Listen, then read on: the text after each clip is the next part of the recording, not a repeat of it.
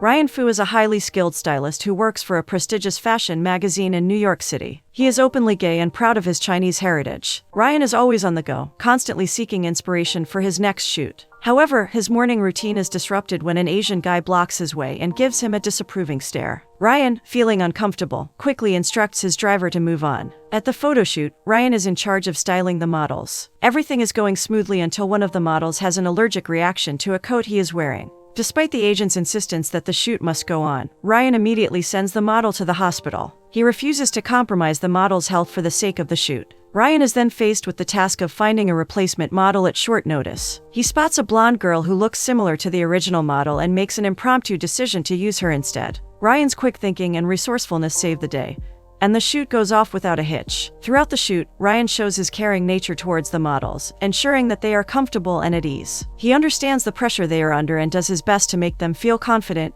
and beautiful. Despite the minor setbacks, Ryan's creativity and professionalism shine through. He is dedicated to his work and always puts the model's well-being first. Ryan's talent and compassionate nature make him a valuable asset to the fashion industry. Ryan Fu is a talented stylist who dreams of becoming a top stylist in the fashion industry. He currently works for Francesca Capello, a renowned styling agency for magazines, and is hoping to become Francesca's assistant. However, his dreams are shattered when Francesca gives the coveted position to another stylist. Ryan really wants that project. As Ryan sulks in disappointment, Francesca assigns him to work with Ning, an up-and-coming Chinese actor who needs a makeover to improve his image. Ryan is less than thrilled about the assignment, as Ning insists on working with a Chinese stylist and is willing to pay for it. Nevertheless, Ryan has no choice but to take on the project. Francesca gives Ryan a CD of Ning's movie, which he watches at home. Ryan is not optimistic about the prospects of Chinese films in the international market, adding to his growing sense of pessimism. He confides in his friend that he feels like he's not getting important cover projects because he's Asian,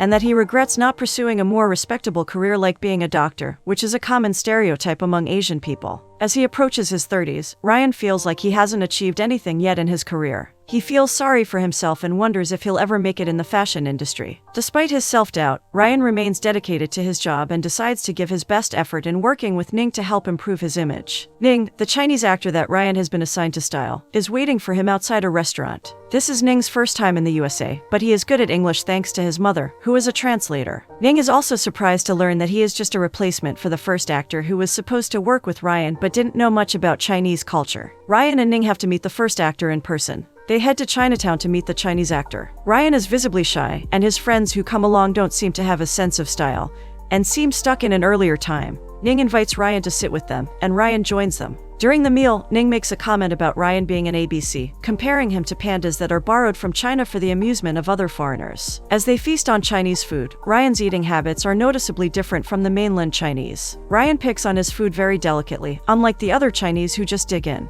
Ning tells him to eat as they do, but Ryan refuses and goes on to talk about business instead. But Ning just invites him to dine with them instead of talking about business. Ryan's passion for styling grows and he starts making a portfolio to match the appearance of Ning. He dresses him. One day, he invites Ryan to a mahjong session with some of his associates, hoping to introduce him to more Chinese culture. Ryan is hesitant at first but eventually agrees to go. During the session, Ryan shows Ning his styling plan for their upcoming project, using collages and color schemes to illustrate his ideas. However, the others laugh at his creation and Ryan feels embarrassed and out of place. Ning notices Ryan's discomfort and takes him aside to talk privately. He tells Ryan that as fellow Chinese people, they should help each other out and work together to achieve their goals. He even gives Ryan a photo of his father, who served in the army and was present during the Tiananmen Square protests. Ryan asks if Ning's father was killed, and they start discussing the Cultural Revolution and the differences between China and the rest of the world. Ning insists on a Chinese fashion style for their project and believes that China is stronger than the US. So, Ning says that it is better to introduce Chinese culture to America instead of being Americanized to suit American tastes. He encourages Ryan to embrace his roots and find inspiration in Chinese culture. Ryan takes his advice to heart and decides to search for pieces and inspiration in Chinatown to create a truly authentic Chinese style for Ning's project. Ning and his team go to his office. He insists that the girls go with him to boost him.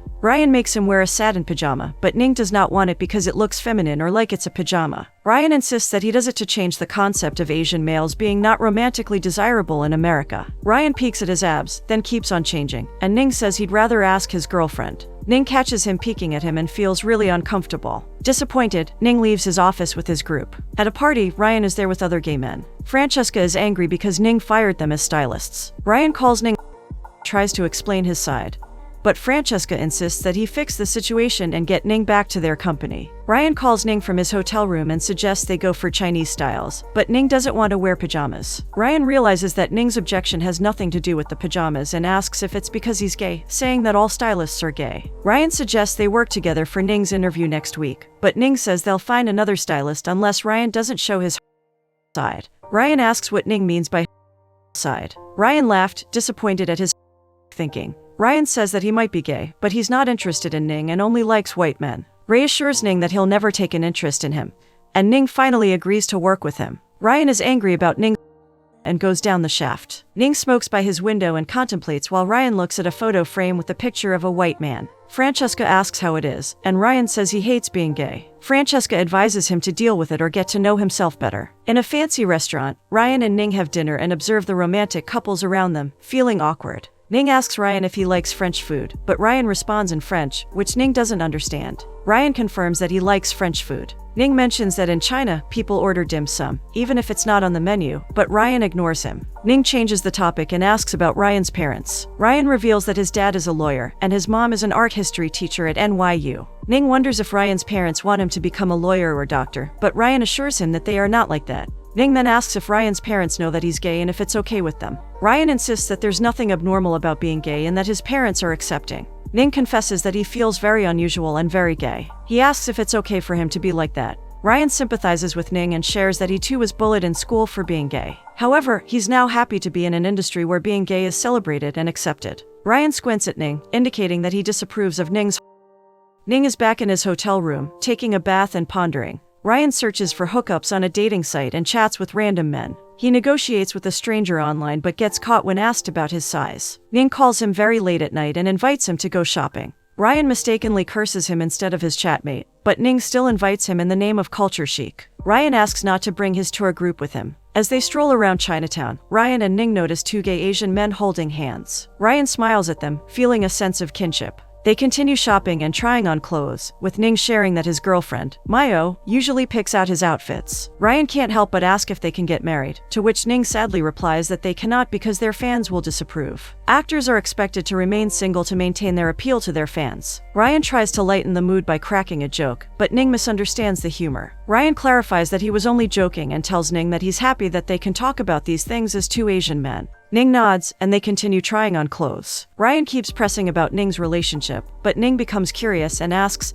why he's so interested. Ryan responds that he just wants to build a rapport with Ning, hoping to work together more in the future. Ning is deeply patriotic and gets agitated when Americans express contempt for Chinese products, as he saw in an interview. Ning is in Ryan's apartment and making him Chinese breakfast. While there, Ryan notices the shirt Ning is wearing and suggests he wear it for the interview. Ning agrees and thinks it's a good idea. Later, Francesca informs them that the pajamas aren't ready for the photo shoot. Despite the setback, Ning prepares for the shoot while Ryan calls Gus, the photographer. When they arrive, Gus is already outside waiting and becomes irritated with Ryan's delay. James intervenes and begins to pose. Ryan notices the underwear lines showing and tries to make adjustments, but Gus becomes impatient and angry. Ning, who isn't interested in the American market, wants everyone to leave. Ryan reminds him that it's important to care about the American market. Ning agrees eventually but insists that Gus should show more respect. Ryan tries to reason with Gus, but Gus continues to insult him with caricatured Asian bows. Eventually, they agree to proceed with the shoot, and Ning removes his underwear to get the desired shot. However, Gus criticizes the photo, pointing out that Ning's feet are smudged. Ryan tries to wipe his soles, but Gus continues to pressure them, making racist comments about Chinese people and their supposed jobs in massage parlors and salons. Ryan snaps and throws the towel at Gus in anger. Ning intervenes, pulling Ryan away, and they quickly leave in a taxi. Francesca calls Ryan, but he quits already. Ryan feels lost and unsure about his future. Ning, being a good friend, offers to help him find work in China. Ryan is hesitant at first, as he cannot speak Chinese, but Ning assures him that he will fit in better in China and be appreciated more. To illustrate his point, Ning uses a metaphor, comparing Ryan to a cat in America, but in China, he will be a lion. This makes them both laugh, and Ryan starts to consider Ning's suggestion. Ning invites Ryan to his place, where they sit and smoke. Seems to ease Ryan's tension, and they start talking and staring at each other, feeling high. Ryan puts on some music, and soon they are dancing together, moving their bodies without a care in the world. They both seem to be enjoying the moment, forgetting about their worries and just being in the present. Someone knocks at the door, and Ryan wakes up. Their high wears off. Ryan hides Ning in his room as he hears his parents at the door. He opened the door for them. After a brief moment of confusion, Ryan introduces Ning to his mom, and they all sit down to talk. Ryan's mom cooks dinner for them, and they attempt to speak Mandarin.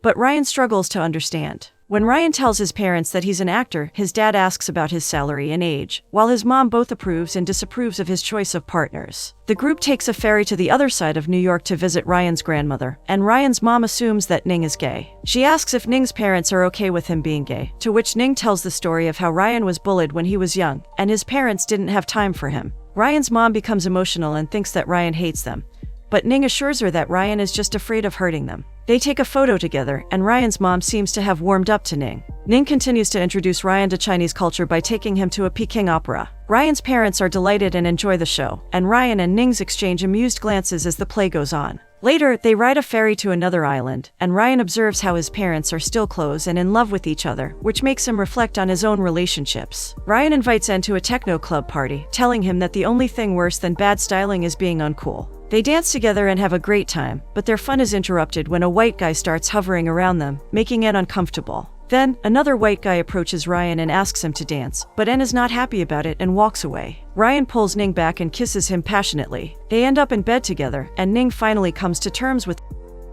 As they cuddle, Ning asks if Ryan is his first Chinese, and Ryan reveals that he is his first Asian. He admits that it feels like his V card has been punched. Ryan then asks if Ning has had any previous experiences with men, and Ning admits that he has, despite identifying as straight. Ryan teases him about his experiences, but Ning clarifies that he's not interested in men, and has been with too many. Ning wanders around Ryan's apartment, admiring his personal belongings and framed photos of his work. He compliments Ryan's stylish clothes and asks if he is going to meet other men. Ryan's expression turns sour as he remembers his lack of job prospects. However, Ning convinces him to go with him to Beijing to make his parents proud. Ryan stays with a friend, and Paige talks to him, encouraging him to move to Beijing. Ryan is hesitant because he knows Ning still has a girlfriend and they only just met. He doesn't want to be like Paige, who was with a man and left him. However, Paige says she has no regrets, and Ryan starts booking flights to Beijing. Francesca calls him and talks about Ning's photo shoots in pajamas. She says that Ning only did that to get the shots he wanted and didn't mean anything by it. Francesca praises Ryan and wants him to style the next model on their cover. Ryan and Ning have a date in a Japanese restaurant, and Ryan shows him his photos. Ning is very impressed with the results. Ryan is impressed with Ning's interview, but Ning says that his interview was about Chinese goods destroying America. His agent said it was good, but Ryan thinks that he doesn't care about America's image. Ning says that there are stories in China that they cannot tell, but he'll make those stories into movies. Ryan asks about Ning's thoughts on the glory of China. Ning didn't think about what life is like when he was 30, but now he dreams of what he will do next. He says China will be great, and he'll make it happen. Ning introduces Ryan to the culture and history of China by showing him the tea ceremony, and other cultural details that slowly inspire Ryan. Ryan integrates those Chinese details into a new style, and Francesca asks him more about what he thinks. Ryan asks her to talk about his new projects. He requests a break after the shooting project, and Francesca says that he should strike while the iron is hot, as many magazines are asking for his rates, and want him to work for them. They are impressed with his style and want to see more of it.